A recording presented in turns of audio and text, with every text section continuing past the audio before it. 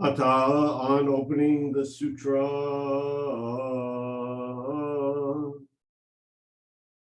The Dharma, incredibly profound and infinitely subtle, is rarely encountered, even in millions of ages. Now we see it, hear it, receive and maintain it. May we completely realize the Tathagata's teaching.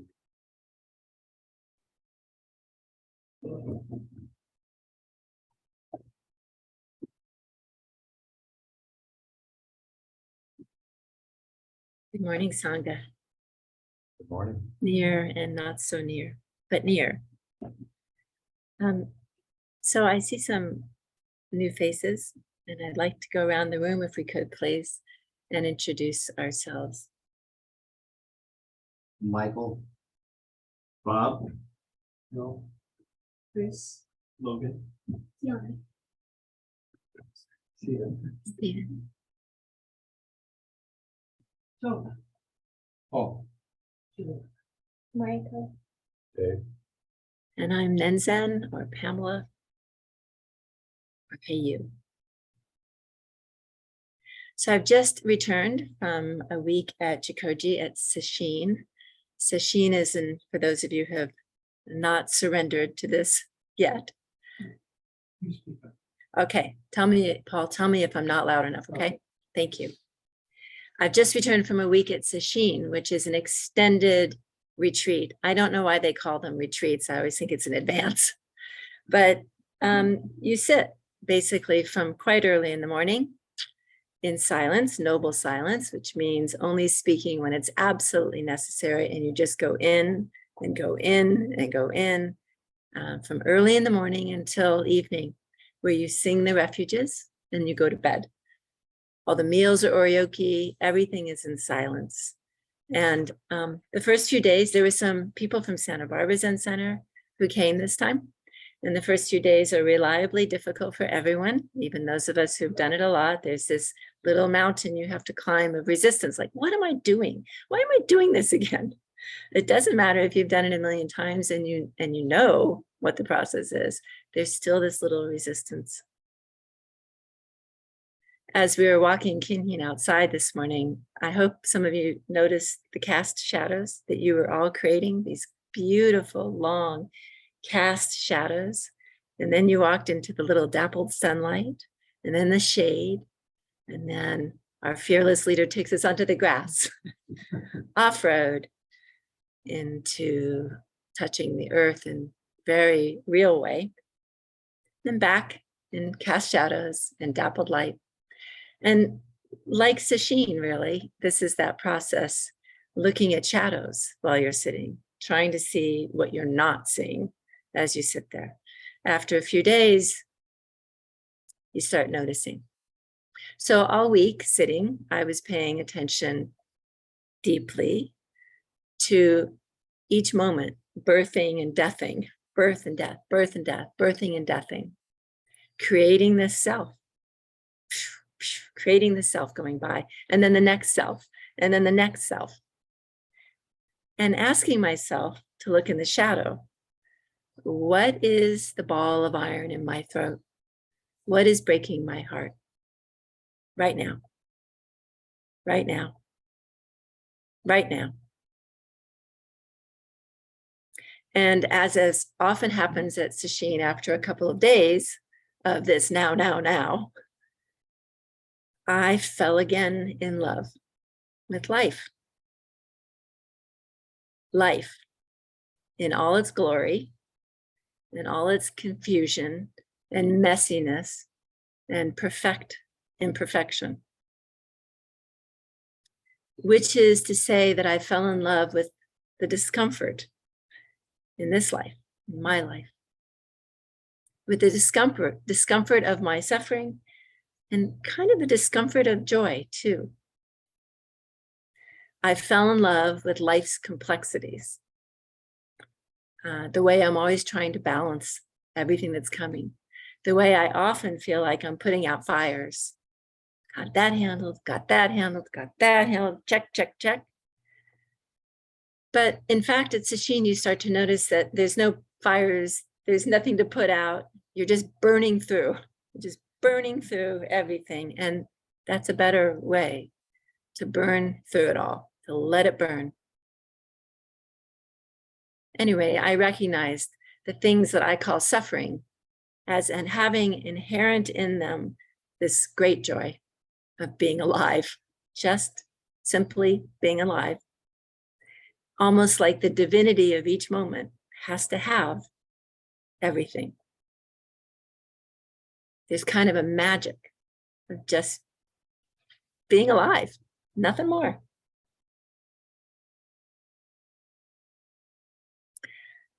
I just kept keeping my heart open. We talk a lot about having an open-hearted practice. At sesshin, you have uninterrupted time to open and open because there are no distractions. They've taken care of your food. They've taken care of your bed. They've taken care of the clock with all the bells and the hon. They've taken care of everything. All you have to do is sit down and be quiet. So in this open-hearted practice, I admitted kind of the pristineness of my own heart and yours and everyone's, right in the middle of suffering and grief and loss and joy. So I guess I fell in love with kind of the exquisite heartbreak, being human. And I allowed, and I would dare say I accepted the pain of this heartbreak. I completely accepted the pain of my heartbreak with this kind of joy. I don't know how to explain that, but that's how it felt. I saw that this mind that arose of acceptance of the whole beautiful catastrophe, as our friend Joel likes to say, that awareness has to do with an awareness of transience, a deep awareness that everything is moving. In Shobogenzo, which is Dogen Zenji's beautiful treatise, Dogen Zenji is the founder of Soto Zen, of which we are a part. He has Shuke Kudoku, which is Merits of the Monastic's Life. It's a little treatise in Shobogenzo, which is a collection. He notes that most people do not understand this mind of awareness, of transience, unless they can take in deeply the understanding that a day consists of 6,400,099,180 moments. That was his number. I don't know where he got it. If you look in a Buddhist dictionary, instead of that number, they say that 1 moment equals 1/75th of a second. So the numbers don't really matter. They're just placeholders, like we're placeholders. The important part to remember is that from moment to moment, this life goes quickly by. Birthing, deathing. So maybe in your city, you have noticed how temporary your experiences are, your mental states, the self that arises. You see them come, you see them go, you see them come, you see them go. You don't have the same feelings about some things that you had a week ago, much less a minute ago. It's just moving, moving, moving. It's a good reminder of how temporary we are. It's important that you know how temporary we are. We and everything else appear and disappear in a moment. It's like when you wake up from sleep, and sometimes in those first few moments, I don't know if you have this experience. I assume everybody has my experiences because I look out of these eyeballs. So tell me, raise your hand if you've had this experience. You wake up and you're not sure who you are or where you are, and you feel yourself, yeah? Familiar, right? Most of you feel All of you. You feel yourself starting to reassemble, right? You start to see the little pieces. Okay, here I am, and who is I? Oh yeah, I remember who I am. Like that, moment to moment, moment to moment. You slowly watch a self reassemble. Birth and death, that awareness is actually the functioning of each of those bazillion moments. Now you see it, now you don't, like that. You know, this sounds disturbing, right? Because there's nothing that you can hang on to, but it is also a great comfort. If you can allow yourself to go towards that feeling of disturbance, you might also see great comfort, because whatever is arising, no matter what it is, it's moving. It's not staying. It's going to go. So what's difficult, we can face even as it's unfolding, because you know it will not remain like this. So it's best not to cling to the highs or cling to the lows and identify with them, because it's temporary, like us.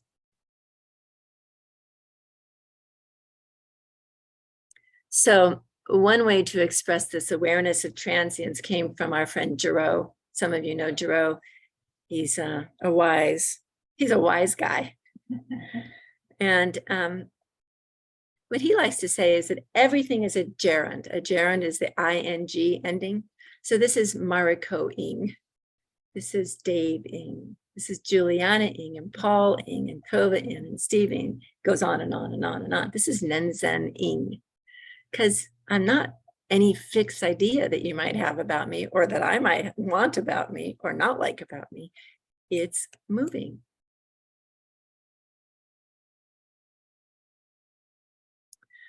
We were up at Jikoji celebrating Tanjoi. That was the name of this shin. Tanjoi is a celebration of Buddha's birthday. And there's a whole ritual and ceremony. You bathe the little baby Buddha, and it's kind of fun. Sometimes there are kids. We had one kid, thank goodness. And I always remember on Buddha's birthday, the line from the Oryoki chant, Buddha was born in, anybody remember it? Lumbini. So that first line, Buddha was born in Lumbini, always strikes me, because what's not in the chant is 6 days after Buddha was born in Lumbini, his mother died.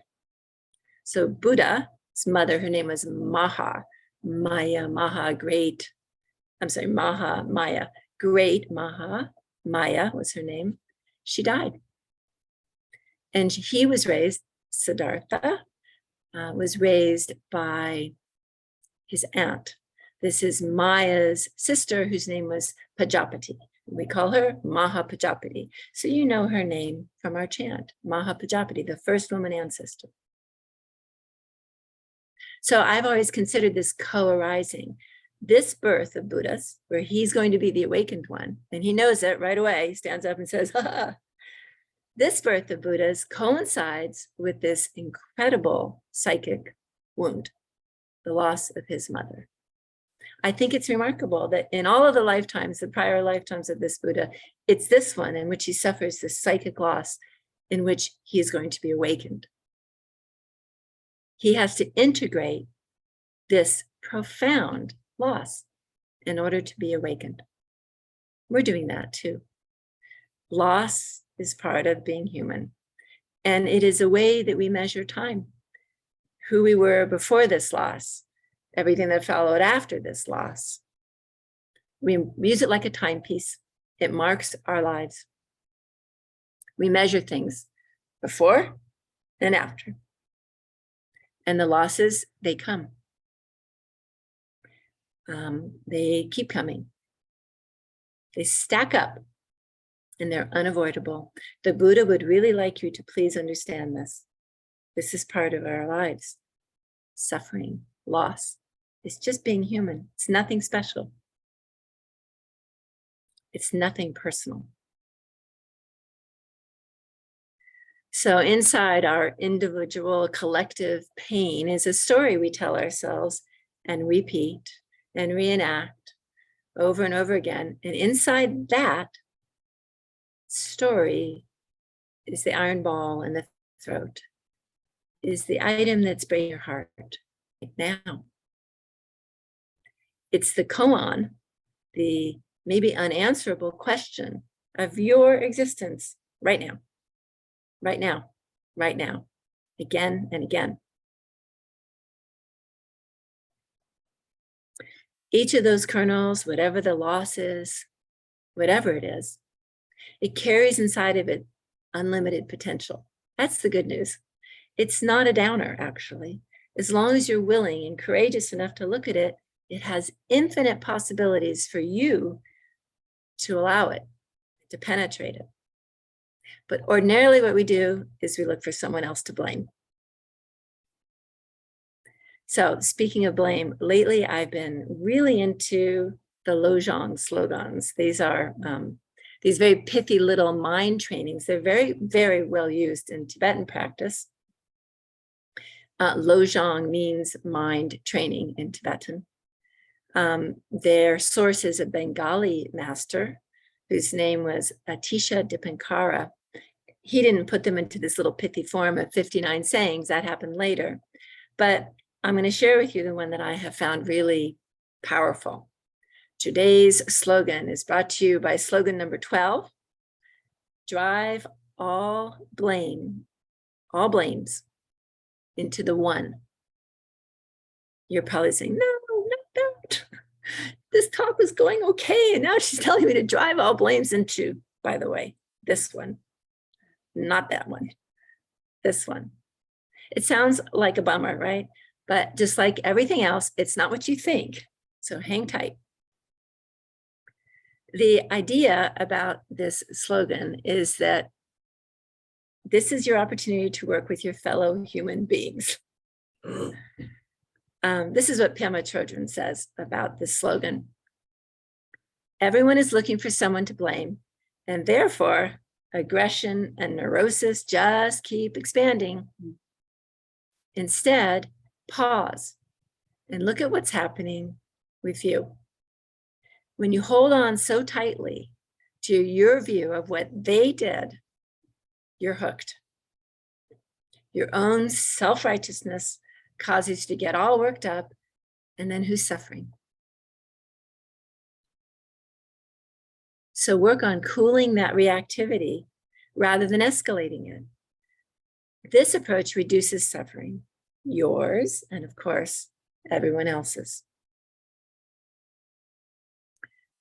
So it strikes me that that's what we're doing here, right? What's happening in our practice in between the bird song and the bird calls and the cast shadows and the beautiful breeze, and the feel of everything that's supporting us as we go. You're watching what's happening. Now, I confess that, gee, it's really nice sometimes to blame other people, right? There's this kind of juiciness of it. You go like, yeah, that guy, that guy, that gal, that gal. But you know, that juiciness, it's just the good feeling from it. It's like expires so fast. And then it really doesn't feel good. At least in my experience, when I'm blaming someone for my experience of my life, I kind of don't buy it. It doesn't feel right. I don't really believe it. And it's not satisfying. And I think the reason it doesn't feel right is because what I've done by blaming someone else for my experience is I've separated myself. I've made myself alone in life. I've separated this fabric that holds us all together. I've tried to. And anyway, who is the one that wants to be right? Who's that? Well, it's not I who wants to be right. And that's the absence of connection. For me, that's suffering. It never feels wholesome to me. It never really works for me. And what version of myself am I protecting when I want to blame someone else? Is there anyone else to blame from my experience?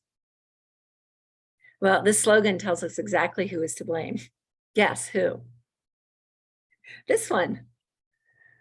She's the only one I can blame.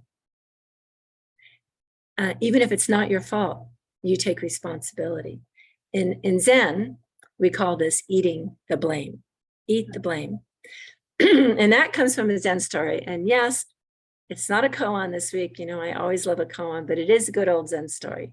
So you had to wait for it. But this story is beautiful, and I think you'll like it. Those of you who are in winter precepts, the precept study session might recognize this story from Eiken Roshi's book. It goes like this. A long, long time ago in a galaxy far, far away in ancient China, a monastery abbot was eating oryoki style, silent, quiet, measured meal.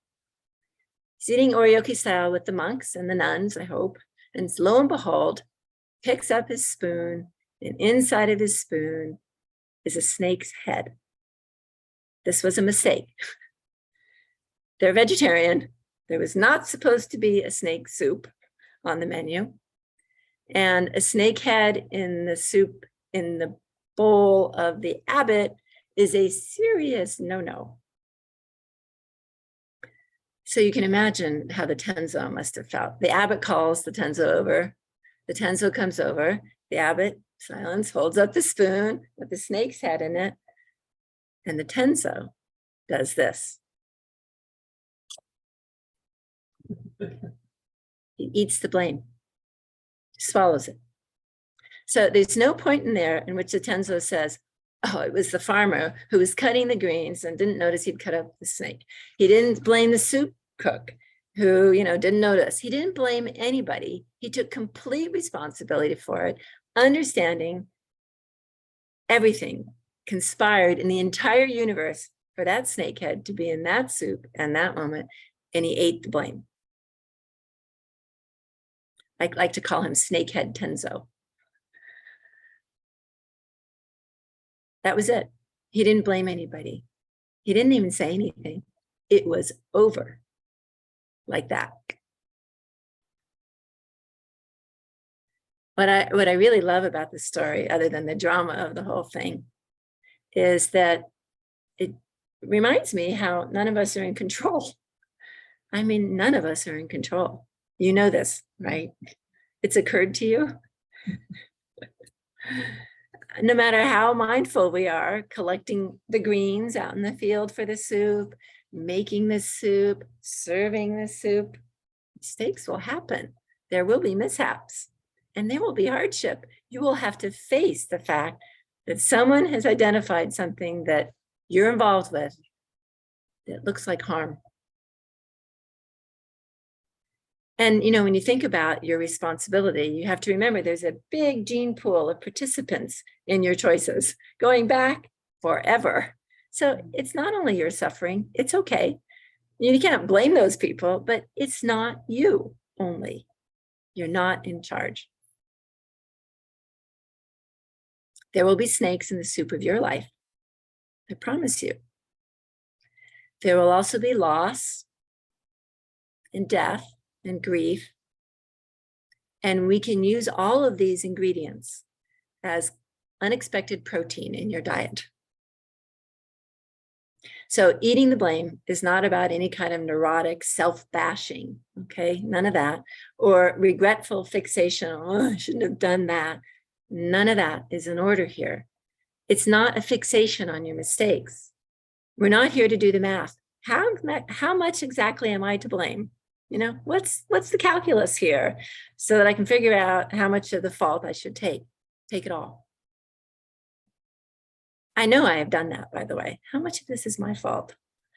Let's not do this anymore. It doesn't help anybody.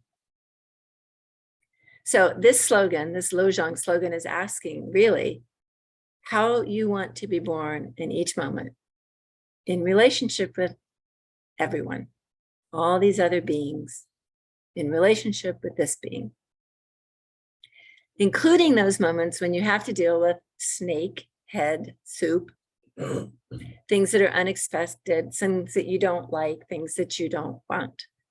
This slogan is like a big bonk on your head. Wake up. You get to take responsibility for everything. That might sound daunting, but it strikes me that that's exactly what the Buddha did when he sat down. He decided he wanted to take responsibility for what this is. What is this life? What are we doing? He wanted to get to the bottom of this. I just heard a teaching which originated with Reb Anderson, who is a great Zen teacher. And his teaching is to be a grown-up, to be all the way grown up, owning your life, responsible for your life. You have to be able to say 3 things. I'm sorry. Thank you. And I love you. We have to be able to say, I'm sorry for the harm we've caused through our ignorance and our greed and our delusion. These are the 3 poisons in our teachings. We recognize that even though we're not in charge, everything that's ever happened has an influence over our decision in this moment. There's no free will. And yet, we are nevertheless responsible for what we do, how we respond. Not in charge and fully responsible. That means we acknowledge that we've made mistakes. We say, I'm sorry. Some people will not like your choices. Some people will be harmed, triggered, upset with you for your choices. You can feel sorry that even with the best of your intentions, you have blind spots.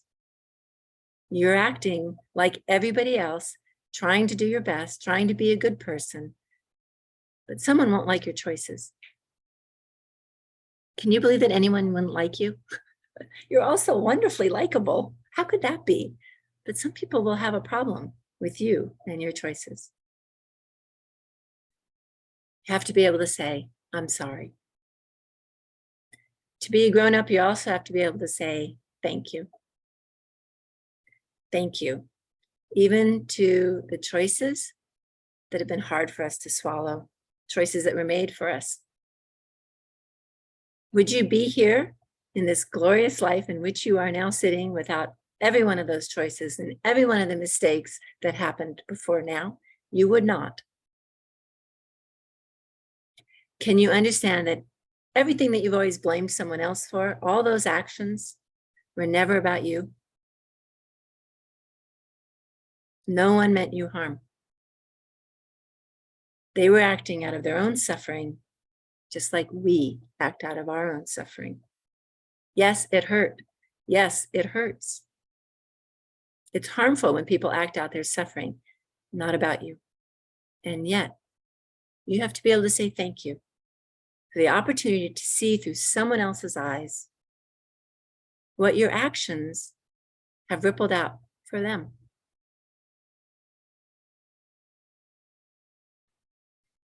My friend Ocean Sensei was leading Tanjue, and one of the things he said in one of his talks was that suffering is a requirement for waking up. With loving attention, kind of affection for our own wounds, we can integrate those losses and our hearts naturally open up for everyone else. What else can we say but thank you? Finally, we also have to say, I love you. That's really not that complicated. For me, under my breath, every time I see you, I think, I love you, I love you, I love you, I love you, I love you, I love you, I love you, I love you, I love you. I do, I love you. I love you too, Kinko. It's not hard. If you listen to Bob on the shakuhachi, doesn't your heart just pour out love? You listen to Bill on the han, you pour out love. You see the way Dave moves through the zendo and your heart pours out love.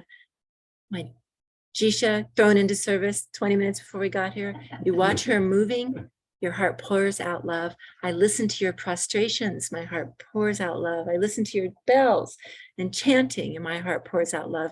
I get goosebumps talking about it. That's not hard. I feel and see the flutter of your eyes and the wrinkles on your cheek as we steal these little shy glances at each other. It's precious this time we have together. I love you. It's easy. But is it easy to say I love you to your health problems, your knees, your back, the iron ball in your throat, your heartbreak. This is what it is to be human. To say I love you, to the intimacy of your life and everyone else's life from moment to moment. This joyous merging of a bunch of old, boring, ordinary people, not so old, some of you, forgive me. But this is the joyous merging of life. This is what we're doing, alive. We're being with each other. Nothing special and heartbreakingly beautiful. So can we say I love you to everything? Can we say I love you to everything we've each individually gone through, all the painful bits and pieces in our lives? Can we love those who are speaking ill of us, who are angry with us, who are upset with us, those who are pointing and blaming and judging us harshly? Can we love those who have fixed views about our choices, those who are unhappy with us and suffering? Can we eat that blame? So this kind of eating the blame requires a lot of trust, like trust with a capital T, big trust. Can we trust life? That's the question. Can we trust life? Can we trust ourselves, this ever-changing, messy, imperfect, generous, confused, ignorant, deluded Buddha? I remember hearing a phrase attributed to Michelangelo when he was 87 years old and 87 and painting St. Peter's Basilica. And he was reported to have said, "Ancora impara," which means, I am still learning. Can we be that kind and generous to ourselves, still learning, to each other, to life as it is, letting go of a desire to be a better version of this? Still learning. When we can say, I love you, to this perfectly ordinary person, having a perfectly ordinary life with its wrinkles and bumps and joys and sufferings and losses and griefs and happiness, we're saying, I love you to everything.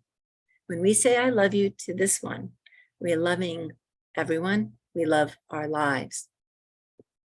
And even though this, whatever it is, right here and now, is not what we expected, maybe not what we wanted, and it's certainly not what we planned. And it's heartbreaking some of the time. When we say, yes, I accept this one, we're able to reach across time and space and Zoom and everything else to enjoy our lives and to see each other as is and to say, I see you. And I see you. And I know you see me too. Just as I am, nothing special.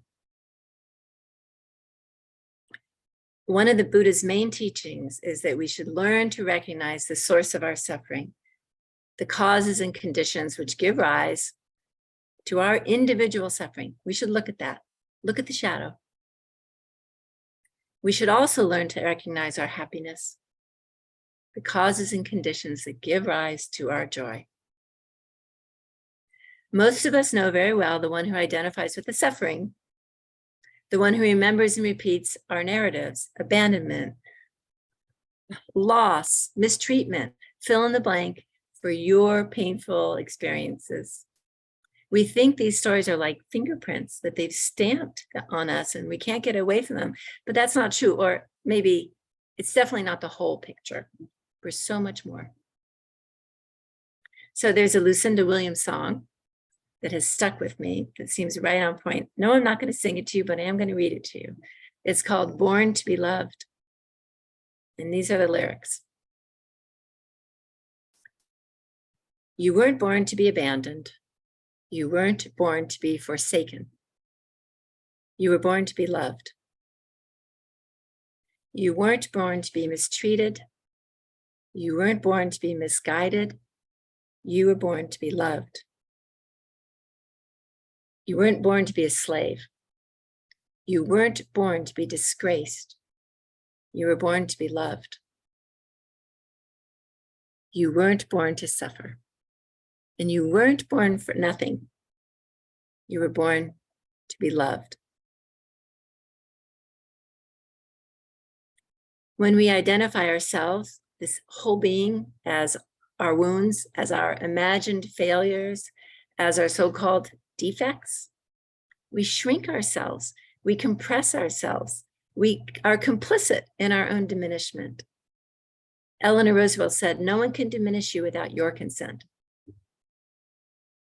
But our practice teaches us we have a choice. We have a choice. We can choose the wholeness of this being. We were born to be loved. We are being loved right now. The whole world is supporting us right now. Please receive it with each breath. This love starts with you. In the Jewish Kabbalistic tradition, there's a story of a creation that's different than the traditional stories you hear. And it's God creates these gigantic vessels, and in it, he puts all the light of the world in these big vessels. Well, it's too much for the vessels, and they break, they shatter. And God is a persistent God. So he, she, they, it, however you conceive of God, tries again, collects the light. And he, she, they, it, this version, God, tries another approach, takes all that light, and he just decides to put it into humans, because humans can do what vessels cannot do. They can reflect the light back. And that's the only way the light can be contained, shining back and forth between us.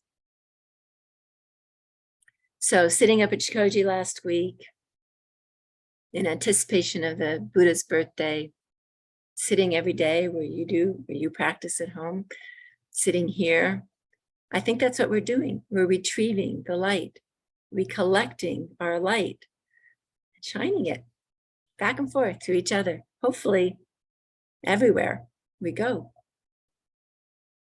We birth ourselves again and again and again. Let's keep doing this. This is, I think, our life's work, day in and day out, to collect our own scattered, sacred light for ourselves and for everyone.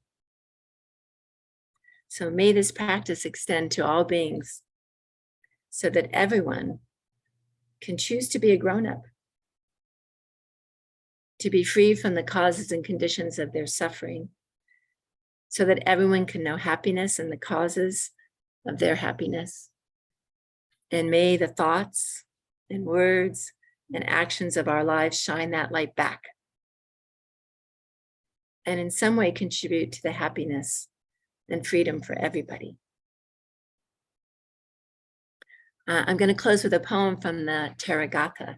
The Therigatha is a collection of poems from the Buddhist nuns. These are the very first Buddhist nuns.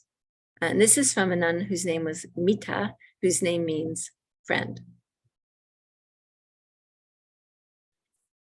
Full of trust, you left home and soon learned to walk the path, making yourself a friend to everyone and making everyone a friend. When the whole world is your friend, fear will find no place to call home. And when you make the mind your friend, you'll know what trust really means. Listen, I have followed this path of friendship to its very end, and I can say with absolute certainty, it will lead you home.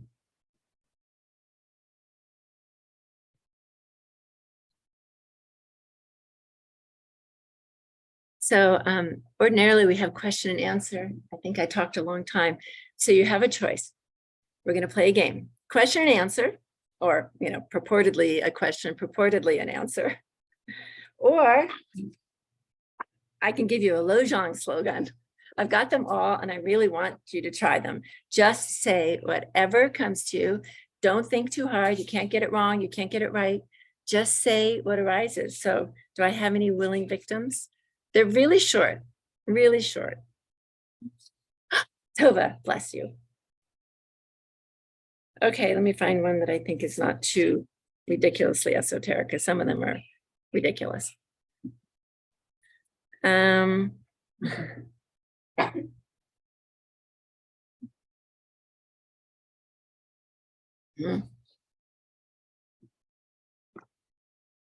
expect applause.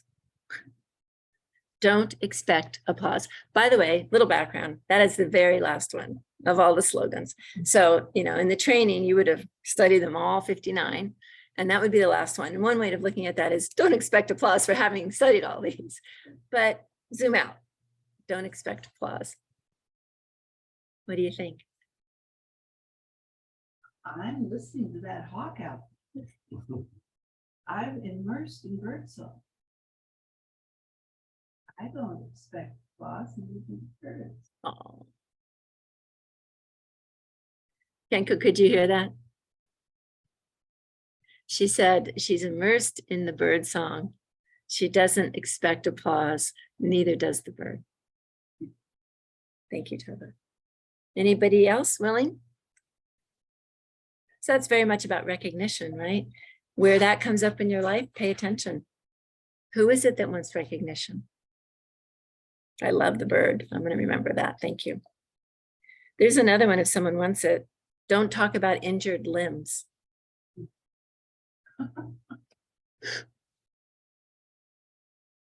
Anybody? Ouch.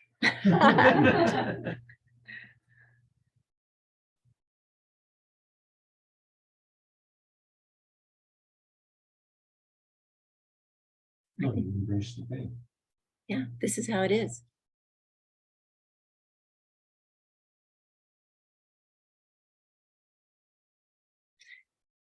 Bill-san, when we embrace the pain, what happens to the pain?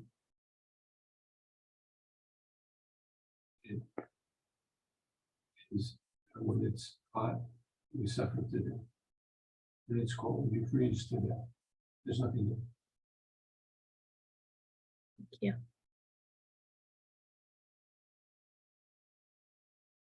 Kenko, you want one?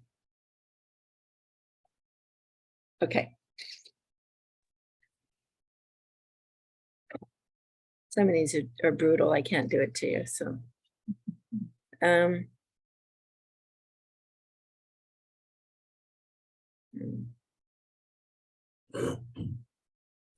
here's a good one.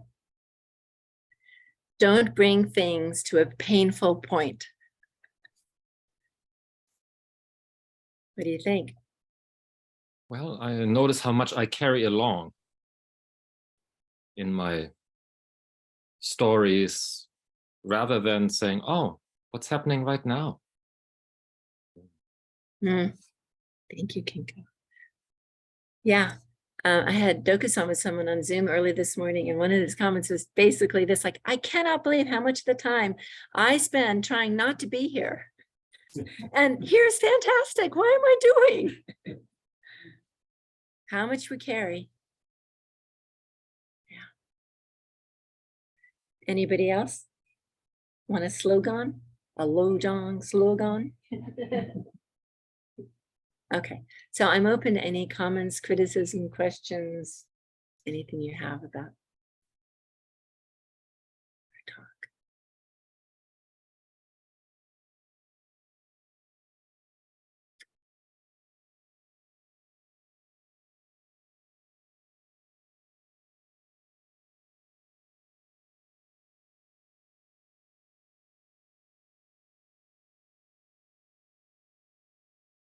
Kinko-san. I think just an appreciation of the Shin practice, because it takes time for the carrying along to tire itself out, and for things to simplify, so I can actually see what is happening in a way that I can really remain attentive and stay with it, right? And not be distracted into my usual distractions or into my usual explanations or analyses. Right? It's like it tires itself out, and what remains is surprisingly simple. I mean, also surprisingly complicated, but it's not as complicated as I make it most of the time. Thank you for the reminder. Thank you. Yeah, I know that one of the people that came to Sesshin this time was very first time. She's been sitting with the Los Livos Sangha for a year, but it was her first Sesshin. And she told this charming story about wanting to bolt for the first 2 days, trying to figure out how she could get out of there. Yeah, you too. Me too. I remember that. Like, what am I doing? This is a cult. I want out. What are these people? They're all like, look at them. They won't even look me in the eye because we, kind of stay in your meditative state most of the time. And then she had an opportunity to leave because a friend of hers had driven her up there and this person was leaving early. And she realized, oh, I don't want to go. I'm just getting here. It's like you say, Kenko, it takes a little while to arrive at Sesshin. And then you have this opportunity to see your habits and to not make any judgments about them in a way, to be liberated by just, oh, so that's what I usually do. Or that's the way I think about that. Or that's why this bothers me. That's the bottom. It's like you get past the flower, past the stem, past the leaves, below the ground, and you see the root. Because there's nothing else for you to do. You're so bored. There's nothing else but for you to look and look and look. And you get to the root. And then you can go, oh, I see you. It's a great gift. It doesn't look like fun. And the first 2 days are rough. But then it's potentially liberative. Your mileage may vary, but potentially liberative. Thank you, Kenko.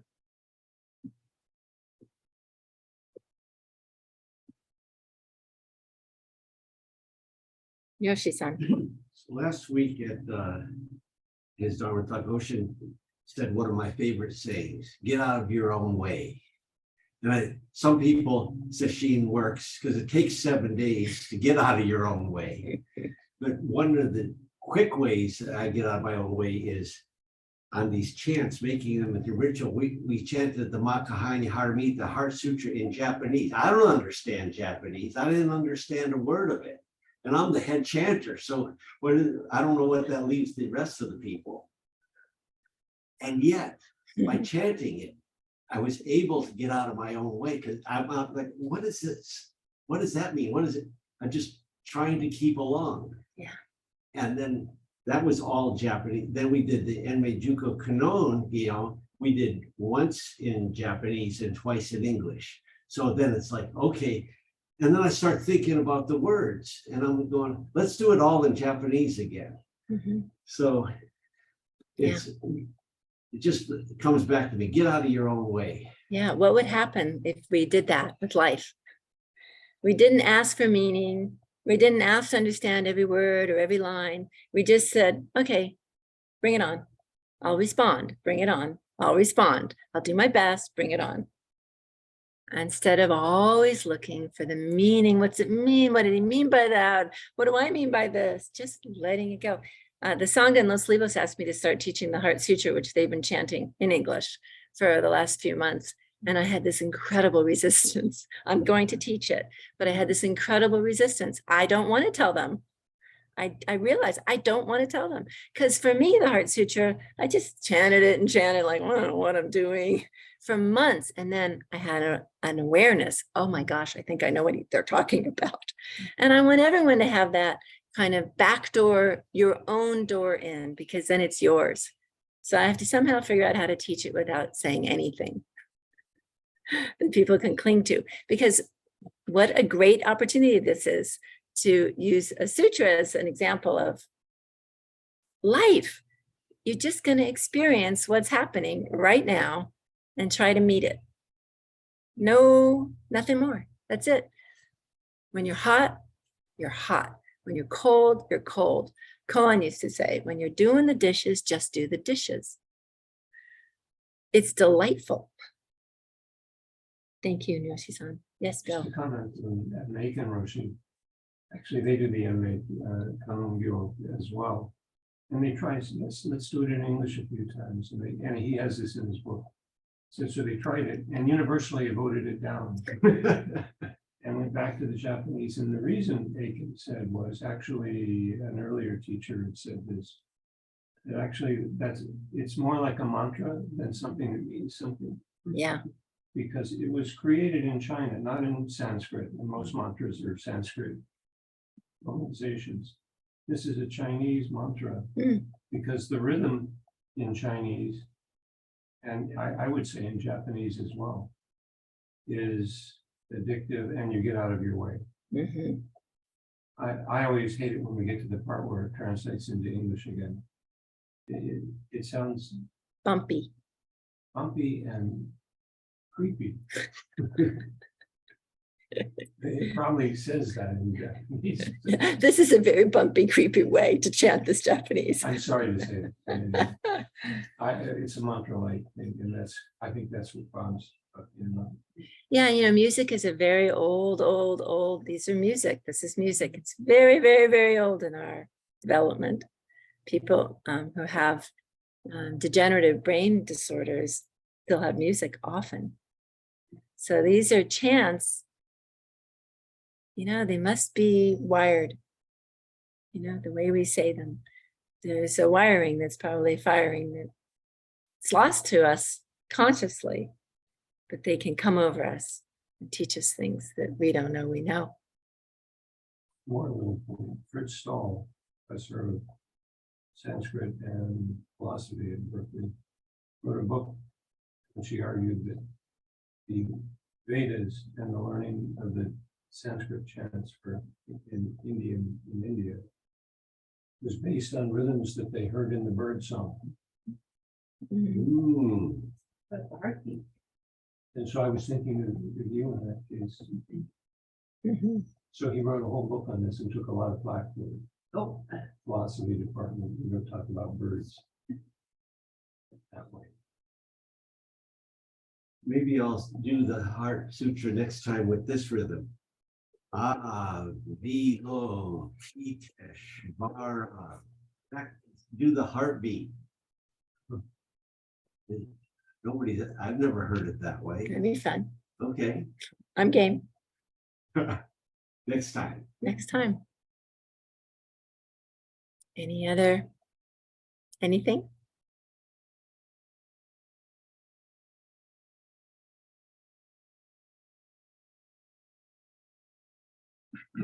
Okay. First, I'd like to thank you for the talk. It's very nice. I have a question. Maybe you can respond to. Speak up a little Oh, louder. I have a question that maybe you could respond to. Sure.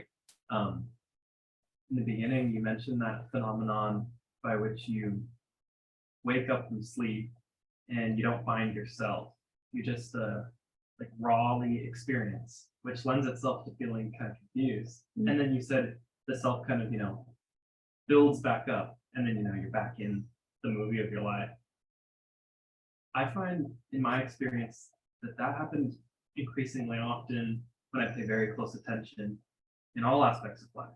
And that leads me to question, is the self a stable thing that returns and is there? Is that the default state that we ought to be in, whatever that means? Or is that state prior to it the way it always is? And in fact, the feeling of a stable self is kind of being lost in thought.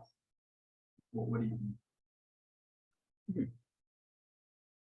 It's a really beautiful question. So thank you for the question. It's your question.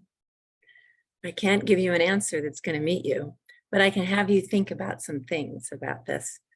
In fact, one of the slogans might answer your question in a way, if I can find it. Regard all dharmas as dreams.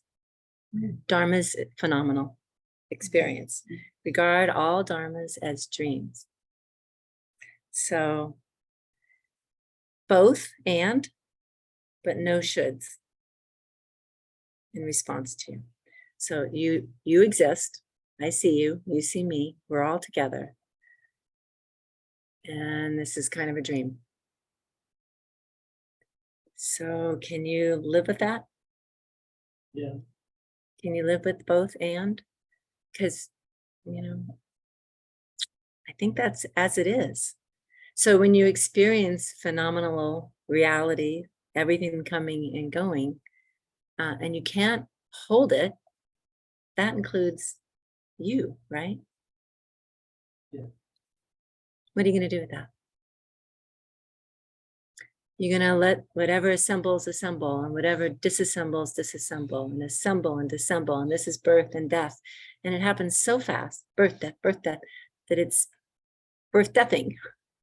It's not a separate person over there from us, from everything. There's a lot of wisdom in this room. Would anyone else like to respond? I was just gonna say, as you're talking, I think that's, to me, where I'm at, that's the trusting life for both and. Thank you, Michael. Yeah, so I think it's important, this question, and for you to live this experience of this question. It's your koan right now. It'll change, but it's your koan right now. What does it mean to be you? Logan, right? What does it mean? What does it mean in this transient, moving thing? What is that? Who is that? It feels like there's just experience itself all the time. And those are the moments I cherish the most, are when I look for that stable self and don't find it repeatedly and again and again. I find that to be amazing, that I'm not on the outside of experience looking at it. I'm not on, the river. I heard it said, like, I'm not on the riverbank watching it flow by. There's just the river. Yeah, have you read Uji? Uji is a fascicle in Dogen. So can I give you some homework? Yeah. Read Uji, right? This is about your experience of being time. Uji, U-J-I is a fascicle in the Shobogenzo. And read it and then come back and talk to us about it. I think you would appreciate it. Everybody can read Uji. Everybody can read Uji. Sounds like a bumper sticker. Everybody read Uji.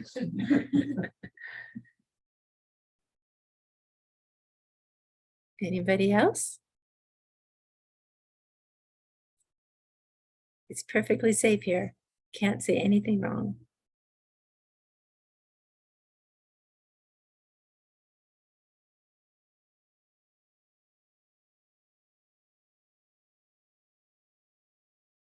Okay, going.